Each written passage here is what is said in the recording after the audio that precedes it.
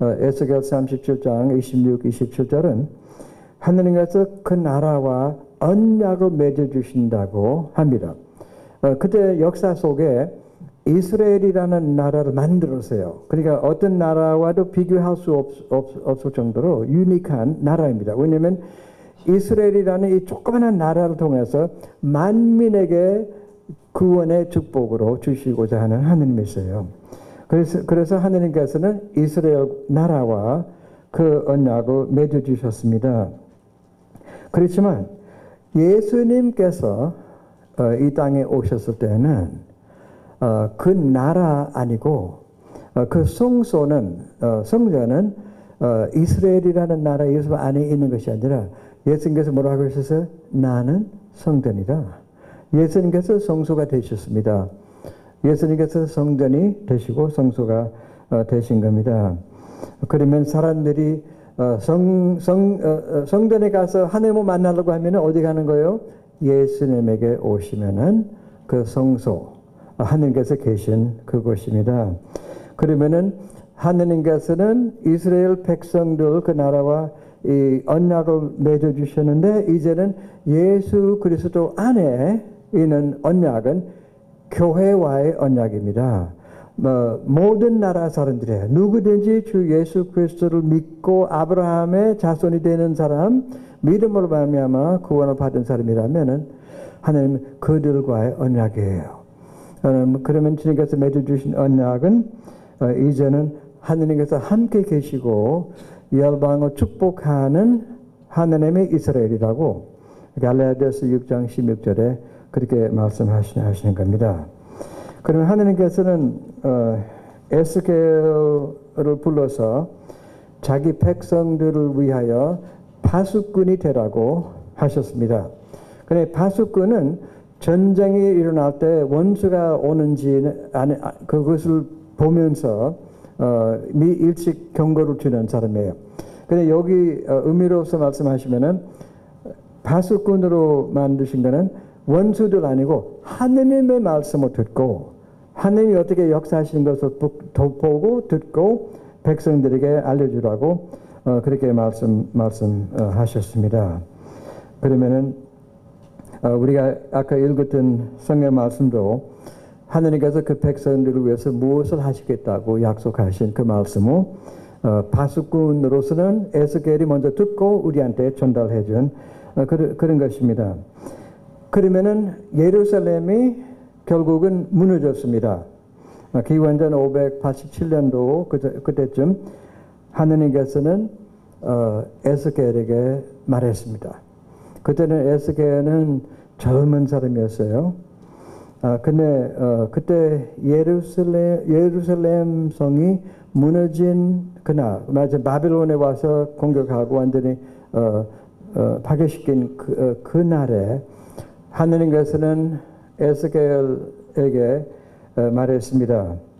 인자야, 너희 눈에 기뻐하는 것을 내가 뺏어가겠다고 합니다. 근데 그때까지는 에스겔이 부인이 있는 줄 몰랐어요. 자기 부인을 데리고 가겠다는 말씀이에요. 내 눈에 기뻐하는 것이 사실 에스겔의 눈에 기뻐하는 거는 자기 와이프예요. 얼마나 기뻐했는지요. 서로 사랑하시고 너무너무 아름다운데 하느님 말씀하시기를 내가 너희 눈에 기뻐하는 것을 뺏어가겠다. 그러나 저녁에 부인이 죽었습니다. 그런데 놀라운 거는 하느님께서는 에스겔로 하여금 말을 못하게 했습니다. 사람들이 와서 아니 어떻게 된 일인지 그러니까 말을 못하게 하고 뭐 눈물도 흘리지 못하게 하고 침묵을 지키라는 것이에요. 여러분 침묵이 중요합니다. 북한에도 남한에 침묵이 있어요. 지금 무서운 것도 있지만은 침묵 속에는 하나님의 말씀이 있습니다. 그러면은 에스겔은 어떻게 보면은 자기 백성들의 고난에 참가하는 그런 것이었어요. 왜냐하면 이스라엘 백성들이 눈이 기뻐하는 것이 무엇이었어요? 예루살렘. 예루살렘에서만 살았어요. 그러면 자기 눈에 기뻐하는 것을 주님께서 뺏어가셨어요. 그러면 그 민족의 슬픔, 애통하는 것, 그는 이스라엘, 에스겔이 함께 나눴습니다. 더 큰 일도 있어요. 정말 자기 눈에 예루살렘을 자기 눈에 기뻐하시는 분이 누구냐면 하느님이에요. 하느님이 예루살렘을 어찌 그렇게 사랑하시는지요.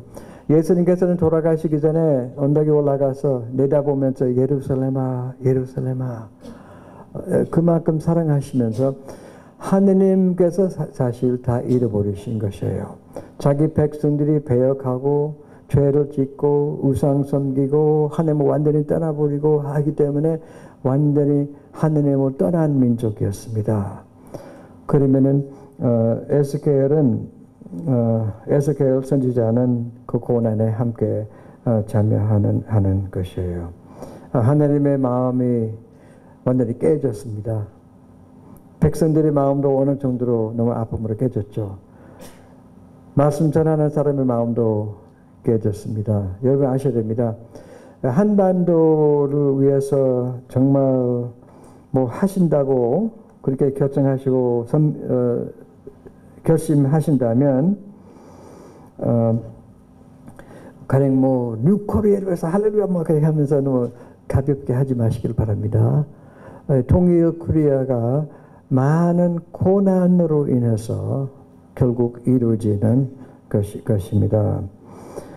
그러니까 하나의 로맨틱 아이디어나 무슨 감정적인 좋다 다른 사람이 나도 한다 그렇게 하면 오래 못 가죠. 왜냐하면은 여러분의 위에 계신 분도 할아버지, 아버지, 할아버지, 어머니 그 위에 조상들이요. 한반도에 있는 분들이 얼마나 고난을 많이 역사 속에도 얼마나 고난을 많이 당하셨어요. 아니 최근만이가 옛날부터 그렇습니다. 여러분의 할아버지, 할머니 아마 그러겠죠.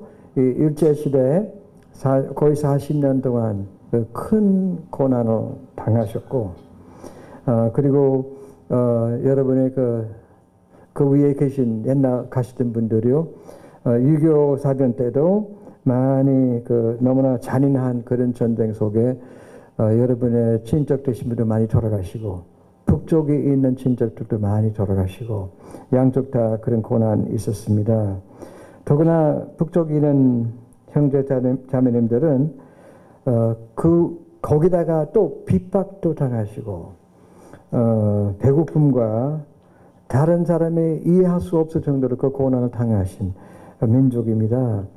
그래서 여러분 특히 젊으신 분들이요, 뭐 내가 나이가 많아서 그 얘기하는 것이 아니고 젊으신 분들이요, 좀 여러분의 민족의 아픔을 안고 이해하시고 좀 어떻게 보면은 함께 슬퍼하시고 함께 그 고난에 참여하는 여러분이 되시기를 바랍니다. 또 죄가 있다면은 우리 그 전에 가신 분의 죄 있다면은 그들과 함께 회개하시고 비판하지 마시고 그들의 죄는 나의 죄로 삼고 그렇게 기도하시면은 좋겠습니다. 어떤 분들은 더 이런 문제도 있어요. 어떤 분은 하느님이 어디 계시냐? 하느님 때문에 잊어버리셨기 때문에 우리 가버리셨기 때문에 옛날에 이스라엘 사람들이 그렇게 말했고요. 오늘날도 그렇게 말하는 사람들도 있습니다. 그렇지만은 온 세상을 극진히 사랑하셔서 자기 독생자를 보내주셔서 완전히 희생물로 될 수 있도록 바치신 분이 누구예요? 바로 하느님이십니다. 그러면은 정말 북한을 사랑하시는 분이 누구예요? 하느님이세요. 저는 우리 와이프하고 한국 분들과 함께 사역한 지 54년 됐어요. long time. 근데 너무 재밌고 고생했다고 하지만 별로 기억이 안 납니다. 아무튼 했는데요. 가끔 그런 질문도 생각합니다. 정말 하느님께서 한 민족을 사랑하신 것만큼 나도 사랑하느냐? 성경은 사랑뿐이에요. 그러면은 노력합니다. 그리고 또 여러분 사랑하기 쉬우니까 뭐 문제지. 하지만 이런 거죠. 북한에 계신 분들 정말 하느님께서 사랑하시는 것만큼 그분들을 사랑하십니까? 하느님께서는 원수까지도 사랑하라고 하셨잖아요. 우리의 원수는 하느님에게는 없어요. 하느님은 원수가 없어요. 우리 원수까지 사랑하시고 어떤 사람이라도 착한 사람만 사랑하시지 않고 죄가 많은 사람도 사랑하시고 무조건적으로 있는 그대로 사랑하시는 하나님은, 절대적으로 사랑하시는 하나님은 참 놀라우신 분이에요. 근데 요한일서 말씀 보면은 내가 너희를 사랑한 것 같이 너희들도 서로 사랑하라, 세상을 사랑하라. 이것이 선교예요. 그래서 우리가 통일이 분명히 충분히 가능합니다. 사랑으로 되는 것이지 다른 걸로 되는 것이 아닙니다. 예수님께서는 아직도 북한에 계십니다. 이번에 이 독일 폴란드 아우슈비츠 거기 수용소 해방된 지 또 70년입니다. 그러니까 요즘은 많은 사람이 아우슈비츠 그 수용소에 요즘 많이 다녀요. 구경하러 가고. 근데 벽에다가 성경 구절도 많이 적어놨고, 오직 예수 같은 표시도 있고, 예수님께서 그 고난 속에도 아우슈비츠에 있었던 사람들과 함께 계셨다는 것을 알 수 있어요. 예수님께서는 북쪽의 수용소에서도 함께 계시는 것이고, 성령께서도 남쪽도 북쪽에도 지금도 다니고 계시는 것이에요. 그러니까 그 죄를 범죄하지 마시기를 바랍니다. 잊어버리는 죄, 혹은 소망을 그냥 버리고 모르겠다, 그런 무관심의 죄를 범하지 마시기를 바랍니다. 그러나 하나님께서는 이 에스겔 37장 말씀 보면은 세 가지 큰 기적이 있습니다. 첫 번째 기적은 회복시켜 주시겠다는 그런 기적이고, 기억하세요. 우리는 세상을 축복하기 위해서 부르심을 받은 사람들입니다. 그러면 북한을 위해서 기도하실 때는 축복 기도를 많이 하시고, 물론 어려운 상황 속에 있는 사람들 위해서 눈물 흘리시면서 기도하시는 것이 중요하지만은 너무 파토스에 빠지지 마시고 말씀대로 기도하시면서 눈물 흘리시면서도 그들과 함께 기뻐하시고 주님이 역사하실 것을 바라보면서 소망 가운데 기도하시기를 바랍니다. 그러면 이제 두 번째 기적은 이제는 통일을 시켜주시겠다는 기적입니다.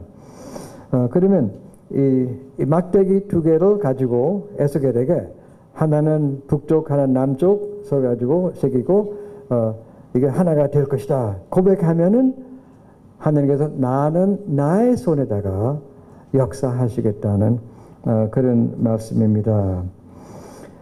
근데 왜 통일 얘기를 많이 하시는지요? 더구나 왜 외국 사람이 와서 또 통일 얘기하는지 글쎄요. 여러 가지 이유가 있어요. 한 가지, 하나님의 영광을 위해서. 왜냐하면은 하느님이 비행기를 타시고요, 이 연변이나 그쪽에 연길이라든지 거기 비행기 못 타시지만 타시고 쭉 내려오면서 한라산까지 내려간다면 몇 개 나라가 보입니까? 몇 개 나라가 보일까요? 위에서 내다보면 하나, 둘이 아니에요, 하나. 하느님께서 그렇게 만드시다는 거죠. 그러면 지금도 둘이 아니고 하나예요. 하느님은 이 분단되고 분열이 된 거는 주님께서 하신 것이 아니고 인정하신 적도 없고, 하느님은 하나예요. 나의 민족이라고 그렇게 하신 겁니다. 그러면은 통일이 빨리 되어야 하느님의 영광이 나타날 수 있을 줄 믿습니다. 두 번째 이유가 있어요. 하느님의 정의, 공의, justice. 말하자면 죄가 있는 사람들이 이 한반도를 가로놓고 그렇게 했으니까요. 그건 공의롭지 못합니다. 정의가 없습니다. 하나가 다시 되어야 하나님의 정의가 이 땅에 나타나는 줄 나타날 줄 믿습니다. 또 세 번째 이유가 있어요. 생각해 보세요. 통일이 되면 모든 문이 열리게 돼요. 모든 길이 개통돼요.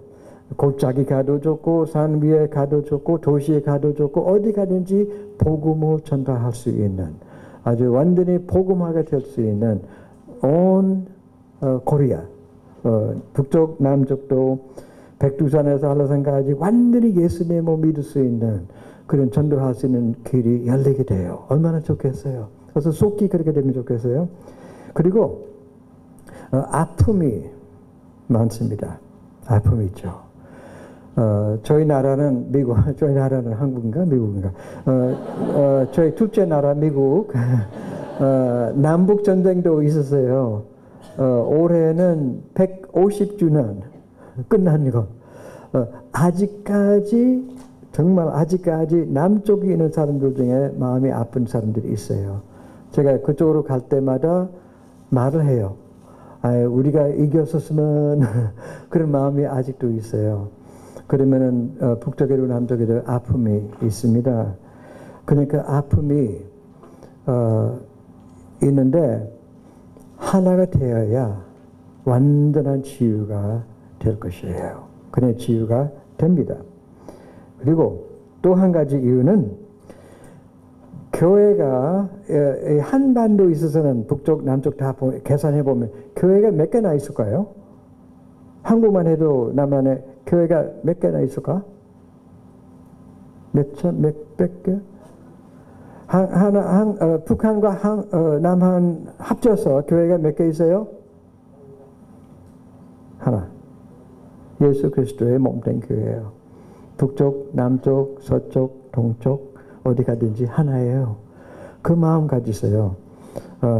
이 교회 저런 교회 그런 급한 싸움 하지 마시고요. 얼마나 어리석은 것이에요. 하지 마시고 우리는 예수 그리스도 안에 하나가 된다는 겁니다. 그러면 북쪽에 있는 교회가 다시 나타나게 되고 좀 새롭게 되고 이전에 힘도 있습니다만은 고난 속에서도 또 남쪽과 같이 합치게 되면은 하나의 교회로서는 그야말로 하나님께 영광 돌릴 수 있겠습니다.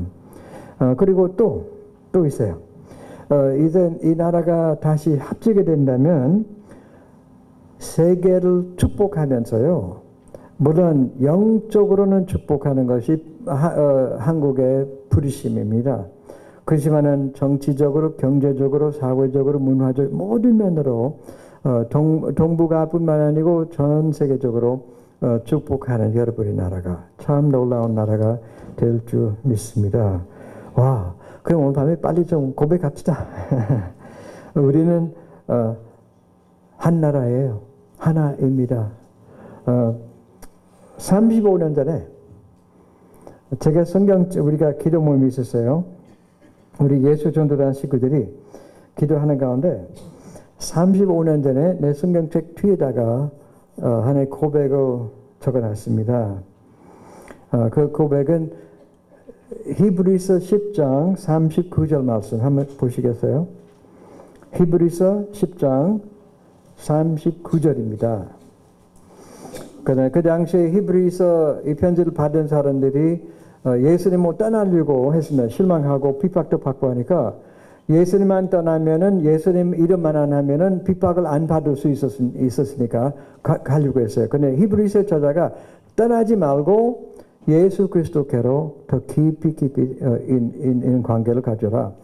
그러면 그들의 고백은 히브리서 10장 39절입니다. 함께 읽으세요. 우리는 뒤로 물러가 멸망할 자가 아니요 오직 영혼을 구원하며 이르는 믿음을 가진 자라.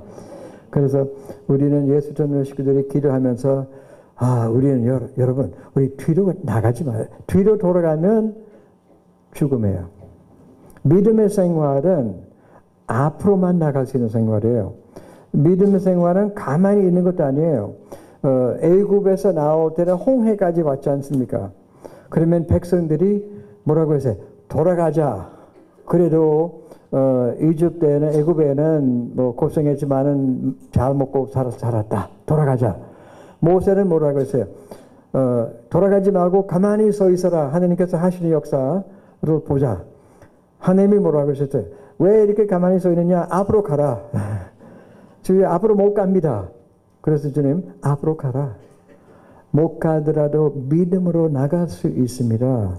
그러면 이 고백입니다. 우리는 뒤로 물러나가서 우리가 멸망당할 사람들이 아니에요. 오직 영혼을 구원함에 이르는 믿음을 가지고 있는 앞으로 나가는 사람들입니다.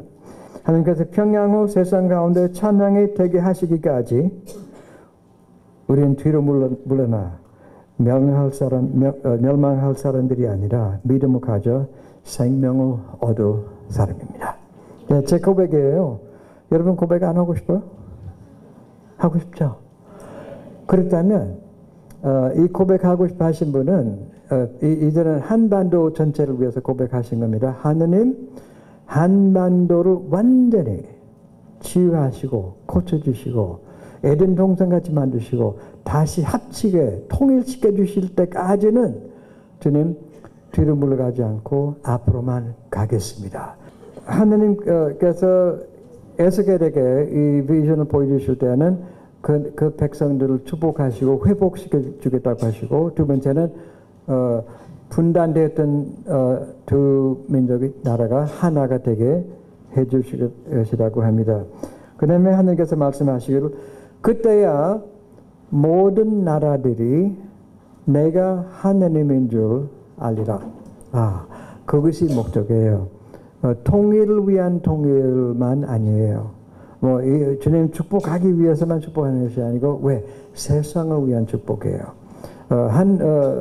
한국 백성들이요, 북쪽이나 남쪽이나 조선, 남조선, 북쪽, 남한, 북한 프리신 받은 거 있어요. 세상을 위해서 세상을 축복하는 하나님의 나라가 되기 위한 프리심을 여러분께서 믿으시길 바랍니다. 그러면은 그때도 역사적으로 보면은 이스라엘의 이 추방당했던 그 레퓨지들이 난민들이 돌아오는 모습 보면은 보잘것도 없는 그들이 돌아오는 것을 보거든. 그들이 보면은 하나님의 영광이 나타나셨다고 합니다. 이것이 인간이 하는 것이 아니라 하나님께서 하신 것이라고 합니다. 그러면 세상이 알겠습니다. 세계 복음화, 세계를 축복하는, 세계 근본적인 문제를 해결할 수 있는 그런 지혜와 지식과 총명과 또 능력도 있는 참 새로운 통일된 나라가 될 줄 믿습니다. 그럼 기억하세요. 하느님께서는 오직 하느님만 하실 수 있는 역사이지만은 하느님께서 사람을 사용하셔서 이 역사를 하신 겁니다. 사실 이스라엘 백성들을 돌아오기 위해서 누구를 사용하셨어요? 코레스. 이스라엘 사람도 아닌 사람으로 주님께서 사랑하셨습니다. 독일이 다시 합치게 하기 위해서는 여러 사람을 사용하셨습니다.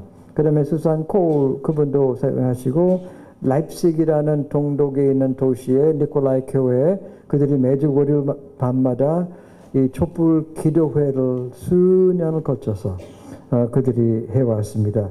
그러면 사람들을 통해서 하느님께서는 역사하십니다. 그러면은 이 한국을 다시 통일시켜 주시기 위해서는 하느님께서는 누구를 사용하실 것인가? 우선 주님, Here I am, 난 여기 있사오니 보내주시옵소서.